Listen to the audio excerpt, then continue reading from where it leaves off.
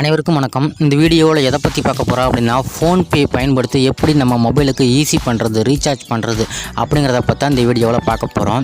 இப்போ என்னோடய சிம் பார்த்தீங்கன்னா வோடஃபோன். நீங்கள் ஜியோ வச்சுருந்தாலும் சரி, ஏர்டெல் வச்சுருந்தாலும் சரி, அல்லது வோடஃபோன் வச்சுருந்தாலும் சரி, அந்தந்த அப்ளிகேஷன் டவுன்லோடு பண்ணி அதில் உங்கள் நம்பரை போட்டு செக் பண்ணி பாருங்கள். என்னென்ன ஆஃபர்னு சொல்லி முழு டீட்டெயில்ஸும் வரும். நீங்கள் எப்பவும் போல் *123*1 இந்த மாதிரிலாம் போட்டு நம்பர் போட்டு செக் பண்ணிங்க அப்படின்னா அதில் ஃபுல் டீட்டெயில்ஸும் கவர் ஆகாது. பட் இந்த அப்ளிகேஷன் மூலமாக ஓப்பன் பண்ணி பார்த்தீங்கன்னா என்னென்ன ஆஃபர்னு சொல்லி எல்லாமே நீங்கள் ஈஸியாக செக் பண்ணிக்கலாம். இதை செக் பண்ணி எவ்வளோ ஈஸி பண்ணணும்னு சொல்லி டிசைட் பண்ணிக்கோங்க. டிசைட் பண்ணிவிட்டு இப்போது ஃபோன்பே அப்ளிகேஷன் மூலமாக எப்படி ரீசார்ஜ் பண்ணுறதுன்னு சொல்லி பார்க்கலாம். என்னோடய ஃபோன்பே அப்ளிகேஷனை ஓப்பன் பண்ணிக்கிறேன். அது ஓப்பன் பண்ணோடனே பார்த்தீங்கன்னா என்னோடய மொபைலுக்கு என்னென்ன ஸ்க்ரீனில் பாஸ்வேர்டு போட்டிருக்கணும் அந்த பாஸ்வேர்டு கேட்கும். அதை போட்டு ஓப்பன் பண்ணிக்கிறேன். உங்களுக்கு இந்த மாதிரி ஸ்க்ரீனில் பாஸ்வேர்டு இல்லாமல் ஸ்ட்ரைட்டாக ஓப்பன் ஆகுது அப்படின்னா இது எப்படி ஆக்டிவேட் பண்ணுறதுன்னு சொல்லி நம்ம சேனலில் வீடியோ இருக்குது, செக் பண்ணி பாருங்கள். இப்போ என்னோடய ஃபோன்பே அப்ளிகேஷன் பார்த்திங்கன்னா ஓப்பன் ஆகிடுச்சு.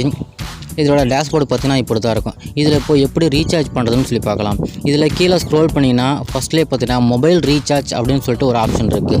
ஜஸ்ட் அதை ஒரு கிளிக் பண்ணிக்கோங்க. அடுத்த பேஜ் ஓப்பன் ஆகும். இதில் நீங்கள் எந்த மொபைலுக்கு ரீசார்ஜ் பண்ணணுமோ அந்த மொபைல் நம்பரை செலக்ட் பண்ணிக்கோங்க. இதில் பார்த்தீங்கன்னா எல்லா நம்பருமே இருக்கும்.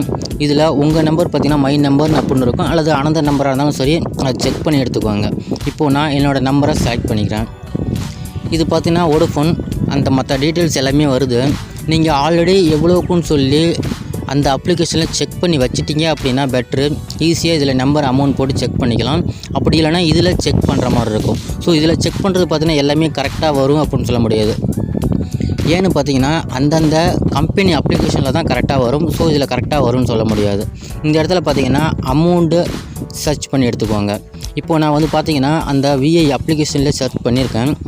ஸோ அந்த அமௌண்ட்டை இங்கே என்ட்ரு பண்ணிக்கிறேன். இப்போ பார்த்தீங்கன்னா என்ட்ரு பண்ணோடனே அந்த அமௌண்ட்டுக்கான ஆஃபர் எல்லாமே வருது. 2GB 84 days மற்ற டீட்டெயில்ஸ் எல்லாமே வருது. அதுதான் கரெக்டு அப்படின்னு சொல்லி இருந்தால் அதை கிளிக் பண்ணிக்கோங்க. அடுத்த பேஜ் ஓப்பன் ஆகும்.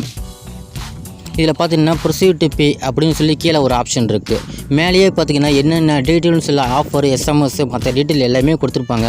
ஸோ அது எல்லாமே செக் பண்ணி பார்த்துக்கோங்க. செக் பண்ணிவிட்டு கீழே ப்ரொசீட் டு பே அப்படிங்கிற ஆப்ஷனை கிளிக் பண்ணிக்கோங்க. அடுத்த பேஜ் ஓப்பன் ஆகும்.